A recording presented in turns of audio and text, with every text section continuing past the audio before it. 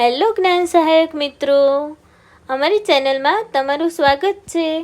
આજે આપણે જોઈશું કે જે જ્ઞાન સહાયકની ભરતી આવી છે સ્પેશિયલ અંગ્રેજી વિષય માટે, બરાબર, માધ્યમિક એટલે કે ટેટ 2 જેણે પાસ કરી હોય તેના માટેનું।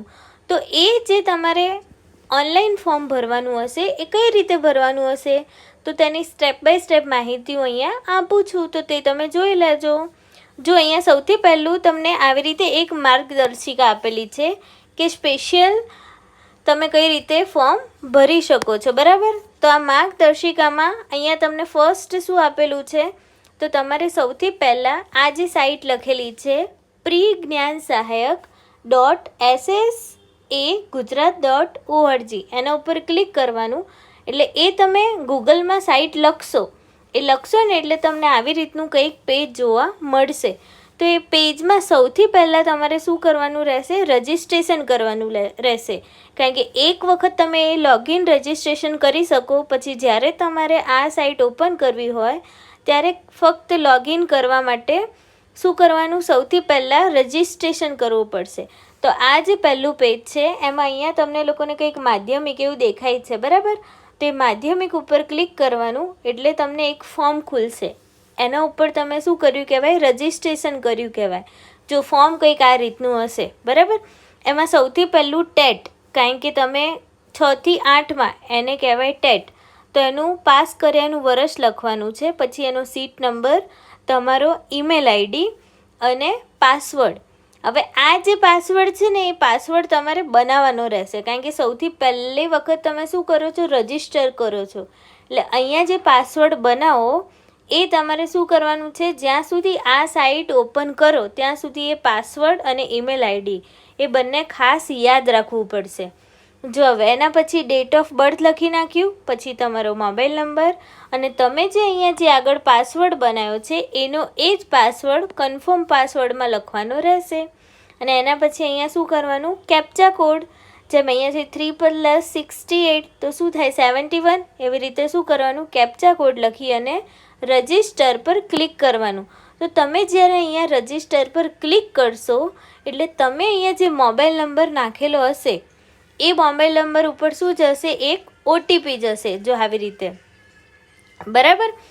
અને એ ઓટીપી જાય એટલે પછી આપણે એવું કન્ફર્મ થઈ ગયું કે ભાઈ તમારો આ જે મોબાઈલ નંબર છે એ મોબાઈલ નંબર શું થઈ ગયો, એમાં એડ થઈ ગયો અને તમારું જ્ઞાન સહાયકનું રજિસ્ટ્રેશન થઈ ગયું। અહીંયા પછી તમને આ જે પેજ છે એમાં જો અહીંયા ઓટીપી અને રીસેન્ડ ઓટીપી એવી રીતે કંઈક દેખાશે, બરાબર। તો શું કર્યું તમે, એ જે તમને 4 આંકડાનો કે 6 આંકડાનો ઓટીપી આવે શેમાં, તમારા ફોન નંબરમાં કે જેમાં તમે ફર્સ્ટ પેજમાં નાખેલું હશે, તો એ જે ઓટીપી આવે એ ઓટીપી તમારે અહીંયા ઓટીપી ડિટેલમાં નાખવાનો અને એના પછી સબમિટ બટન ઉપર ક્લિક કરવાનું, બરાબર છે। તમે સબમિટ બટન ઉપર ક્લિક કરશો એટલે તમને આવું પેજ દેખાશે જેમાં શું લખેલું હશે, સક્સેસ, એટલે કે તમારા ફોન નંબરની સફળતાપૂર્વક ચકાસણી કરવામાં આવી છે। એટલે તમારો મોબાઈલ નંબર શું થઈ ગયો, જ્ઞાન સહાયકમાં રજિસ્ટર્ડ થઈ ગયો, બરાબર। હવે આના પછી વાત આવી કે આપણે જ્યારે ફરીથી લોગિન કરવું હોય કે ભાઈ મોબાઈલ વેરિફિકેશન થઈ ગયો તો પછી આપણે એક વખત જોઈએ કે બરાબર છે કે નહીં, તો અહીંયા પાછું સીટ નંબર, પછી પાછો તમારો મોબાઈલ નંબર, પછી તમે જે ફર્સ્ટ પેજ ઉપર જે પાસવર્ડ બનાવ્યો હતો એ લખવાનો અને કેપ્ચા કોડ લખવાનો અને અહીંયા લોગિન ઉપર ક્લિક કરશો એટલે શું થશે, તમારો મોબાઈલ નંબર રજિસ્ટર થઈ ગયો એવું કન્ફર્મ બતાવી દેશે। અને એના જ પછી તમારે આ પ્રકારનું ફોર્મ ખુલશે કે જેમાં શું છે, એપ્લિકેશન ફોર્મ અને અપલોડ ડોક્યુમેન્ટ ફોર્મ। એટલે તમને શું ખબર પડે કે આપણો મોબાઈલ નંબર રજિસ્ટર થઈ ગયો એટલા માટે જ તમારા માટે એપ્લિકેશન ફોર્મ શું થયું, ઓપન થયું છે। તો જો એ લોગિન થઈ ગયું એના પછી એપ્લિકેશન ફોર્મ ઉપર શું કરવાનું, ક્લિક કરવાનું। હવે તમે જે એપ્લિકેશન ફોર્મ ઉપર ક્લિક કરો છો તો છે ને તમને આવી રીતનું કંઈક ફોર્મ જોવા મળશે। એમાં તમારે શું કરવાનું, ટેટની માહિતી એટલે ટેટનો સીટ નંબર, ટેટની પરીક્ષાનું માધ્યમ, ટેટમાં કેટલા ગુણ મેળવ્યા છે, આ બધું છે ને ઓટોમેટિકલ આવી જશે, કારણ કે તમે જેવું ક્લિક કરશો એવું એ લોકો જોડે તો ડેટા હોય જ કે તમે ટેટ કયા વર્ષમાં પાસ કર્યું છે બધું જ। એટલે તમારું આ જે ફોર્મ છે એ ઓટોમેટિકલી શું કરેલું હશે, ફિલઅપ કરેલું હશે. જે સૌથી પહેલું છે ને ટાટની માહિતી એ વાળું ફોર્મ, બરાબર છે. એના પછી જો જ્ઞાન સહાયક પ્રાથમિક માટેની માહિતી, તો આમાં પછી આપણે કરવાનું રહેશે કે ભાઈ જગ્યાનો પ્રકાર તો જ્ઞાન સહાયક પ્રાથમિક, વિષય તો ધારો કે 1 થી 5 ધોરણનું છે તો 1 થી 5, 6 થી 8નું છે તો 6 થી 8. પછી મૂળભૂત વિગતો એટલે તમારું નામ શું છે તો તમારું નામ લખી નાખ્યું. પછી જાતિ મેલ ફિમેલ, બરાબર. અને એના પછી તમે એપ્લિકેશન ઉપર ક્લિક કરતા જશો ને એમ શું થશે, અહીંયા તમને સ્ટેપ બાય સ્ટેપ બધી માહિતી આવશે. જેમ મૂળભૂત વિગતો એટલે તમારી બેઝિક ડિટેલમાં નામ આવી ગયું, જાતિ આવી ગઈ, તો એના પછી મોબાઈલ નંબર, સરનામું, ઈમેલ આઈડી, રાજ્ય કેન્દ્રીય શાસિત પ્રદેશ, જિલ્લો, તાલુકો, તમે જ્યાં રહો છો એનો પિનકોડ નંબર. અને જો અહીંયા એક ખાસ મહત્ત્વનું અન્ય વિગતોમાં છે ને, અહીંયા તમને લોકોને કોમ્પ્યુટર લાયકાત જો દેખાય છે અન્ય વિગતોમાં કોમ્પ્યુટર લાયકાત, તો આમાં છે ને હંમેશા યસ જ કરવાનું. જો આમાં તમે નો કરશો ને તો તમારું આ ફોર્મ સબમિટ થતું જ નથી. એટલે શું કરવાનું, કોમ્પ્યુટર લાયકાત મતલબ તમે 10 સુધી કે 12 સુધી તો તમારો કોમ્પ્યુટર સબ્જેક્ટ હશે જ, એટલા માટે અહીંયા તમારે શું કરી દેવાનું, યસ કરી દેવાનું. અને પછી જ્ઞાન સહાયક તરીકે જોડાવવા માટે પસંદગીનો જિલ્લો, આ છે ને સૌથી મેઇન છે કે તમે જે જિલ્લો પસંદ કરશો એ જિલ્લાના અનુસંધાનમાં તમને શું થશે, એ જગ્યાએ તમારું મેરિટ થશે અને ત્યાં તમે ઓપ્શન સિલેક્ટ કરી શકશો. એટલે ખાસ યાદ રાખવાનું કે જ્ઞાન સહાયક તરીકે તમે કયા જિલ્લામાં પસંદ કરવા માંગો છો. જેમ અમદાવાદ છે તો અમદાવાદમાં 2 છે, અમદાવાદ સિટી અને અમદાવાદ રૂરલ, બરાબર. જો એવી રીતે અહીંયા જિલ્લા પસંદગી માટેની તમને માહિતી આપી દીધી, શું છે અમદાવાદ, એવી રીતે અલગ અલગ હોય, ગાંધીનગર, બરોડા, બરાબર.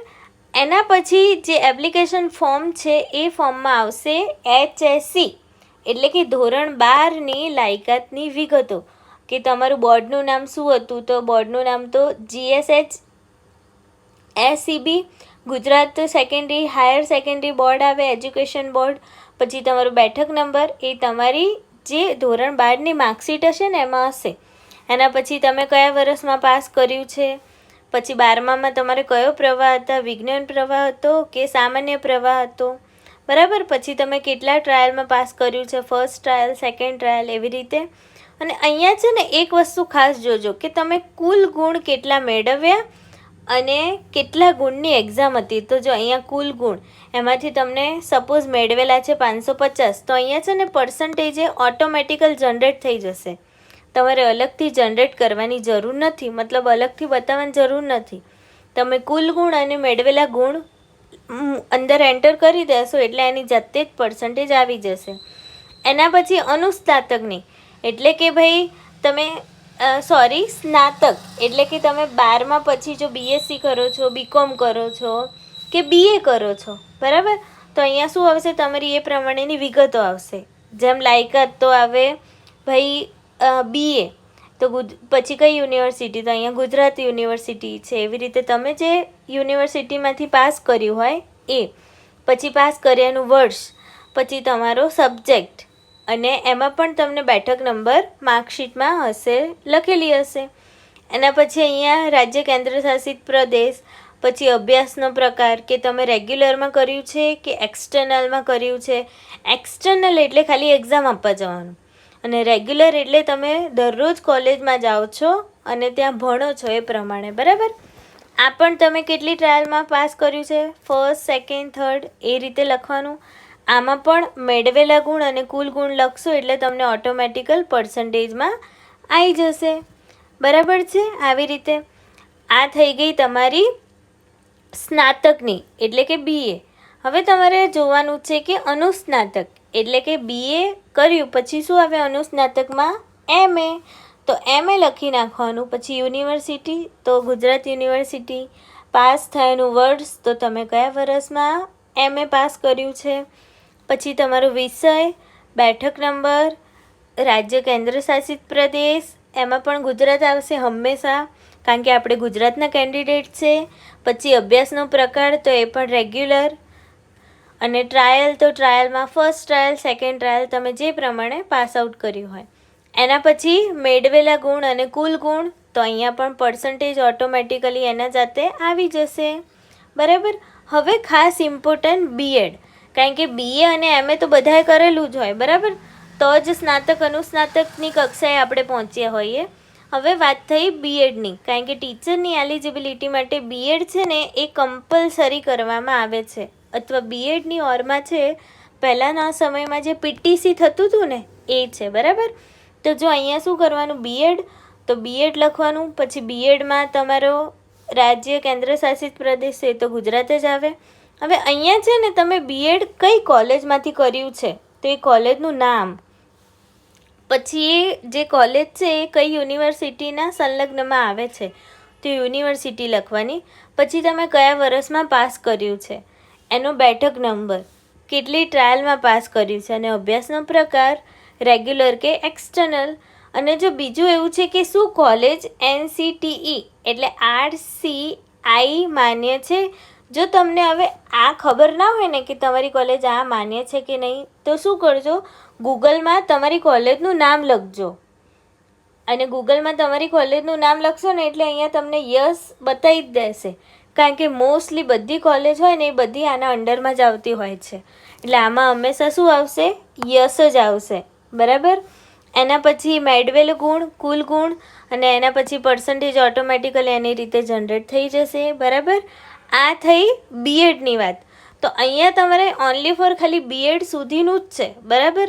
એના પછી જે પ્રમાણે સેવ એન્ડ નેક્સ્ટ ડેટા આવતો જાય એ પ્રમાણે શું કરવાનું, સેવ અને નેક્સ્ટ કરતા જવાનું.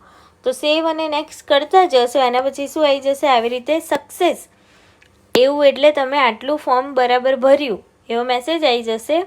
અને એના પછી અહીંયા ઓકે બટન કંઈક દેખાશે, એ ઓકે બટન પર આપણે શું કરી દેવાનું, ક્લિક કરી દેવાનું.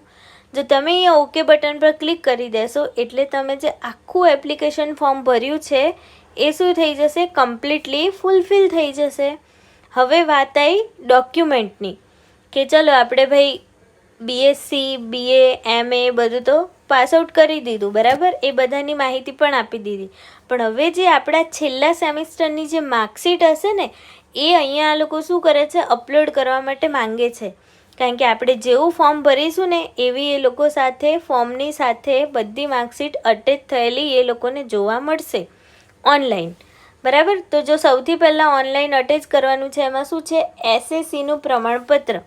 એટલે શું કહેવાય, તમે જે ધોરણ 10ની પરીક્ષા પાસ કરી હોય એમાં તમારું જે સ્કૂલ છોડ્યાનું પ્રમાણપત્ર છે, જો SSC પ્રમાણપત્ર એટલે કે શાળા છોડ્યાનું પ્રમાણપત્ર, જન્મ તારીખનો પુરાવો માંગે છે. એટલે જે આપણું LC હશે ને, કે તમે 11thમાં જે સ્કૂલમાં એડમિશન લીધું હોય એ સ્કૂલમાં તમે 10માનું LC સબમિટ કરાવ્યું હશે, તો એમાં તમારો જન્મનો કઈ જન્મ તારીખ છે એ હશે, એનો પુરાવો હશે.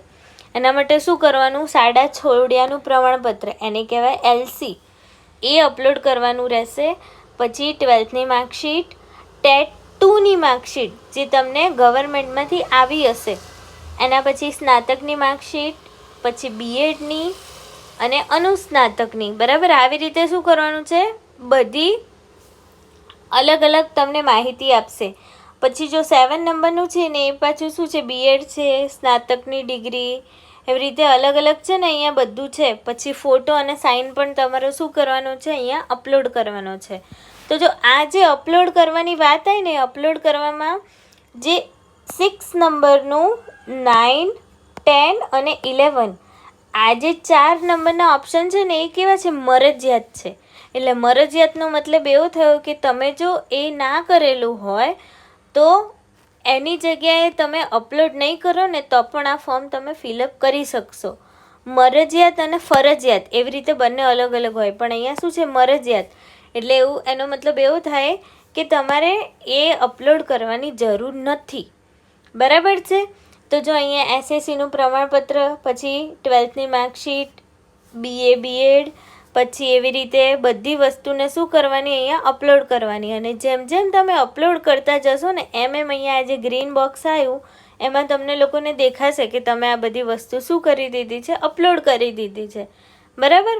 તો આવી રીતના બધી વસ્તુ અપલોડ કરશો. પછી અહીંયા બાહેધરી, તો હવે બાહેધરી પત્ર પર આપણે શું કરવાનું, અહીંયા સ્ટાર્ટિંગમાં જે બોક્સ દેખાય છે આપણને એકદમ નાનું ચોરસ, એના ઉપર આપણે આવી રીતે ક્લિક કરી દેવાનું. એની ઉપર ક્લિક કરી દેશો એટલે કન્ફર્મ બટન આવી જશે. એ કન્ફર્મ બટન ઉપર ફરી પાછું ક્લિક કરી દેવાનું એટલે તમારા જે ડોક્યુમેન્ટ વેરિફિકેશન અને એપ્લિકેશન ફોર્મ હતું એ બંને શું થઈ ગયું, કન્ફર્મ થઈ ગયું. અને કન્ફર્મ થઈ જાય એના પછી તમને આવી રીતે કંઈક સક્સેસ એવું લખેલું આવશે અને ત્યાં હશે ઓકે. તો એ બટન પર આપણે શું કરી દેવાનું, ક્લિક કરી દેવાનું. હવે એ બટન પર ક્લિક કરીશું એટલે આપણને આવી રીતે 3 અલગ અલગ દેખાશે, application form, upload document form અને પ્રિન્ટ એપ્લિકેશન ફોર્મ. તો હવે આપણે ફર્સ્ટ અને સેકન્ડ આ બંને સ્ટેપ તો શું કરી દીધા, કમ્પ્લીટ કરી દીધા છે. તો એપ્લિકેશન ફોર્મ જે આપણે ભર્યું હોય એની શું કરી દેવાની, પ્રિન્ટ કરાવી દેવાની અને પ્રિન્ટ આપણી પાસે રાખવાની. જે તમને આજ મેં એપ્લિકેશનનો નમૂનો બતાવ્યો એવી રીતે કંઈક દેખાશે. બરાબર, અહીંયા તમારો ફોટો હશે, સાઇન હશે, બધી તમારી વિગતો આવી જશે અને તમે બાહેધરી આપો છો એની પણ અહીંયા એક નોટ તમને જોવા મળશે. આ રીતનું આપણું આખું ફોર્મ અહીંયા આવી રીતે ફિલઅપ થશે. બરાબર, અને ફોર્મ આવી રીતે ભરાઈ જશે. જો તમને કોઈ ડાઉટ હોય તો ફરીવાર આ વિડીયો જોજો અને જો કોઈ ક્વેશ્ચન હોય તો તમે કોમેન્ટમાં મને પૂછી શકો છો, હું તમને એનો આન્સર આપી દઈશ જે ઇઝી લેંગ્વેજમાં તમે સમજી શકો એ રીતે. બરાબર, આઈ હોપ તમને લોકોને આ જે મેં વિડીયો બનાવ્યો ફોર્મ ભરવાનો એ એકદમ સારી રીતે ખબર પડી હશે અને સમજી ગયા હશો. બરાબર, આવા જ તમારા માટે વિડીયો આપણે બનાવતા રહીશું જેથી તમે અમારી ચેનલને સબસ્ક્રાઈબ કરો અને લાઈક કરો. વધુ મળીએ આપણે નેક્સ્ટ લેક્ચર લઈને, એટલે નેક્સ્ટ ટોપિક લઈને. Thank you for watching. Keep smiling.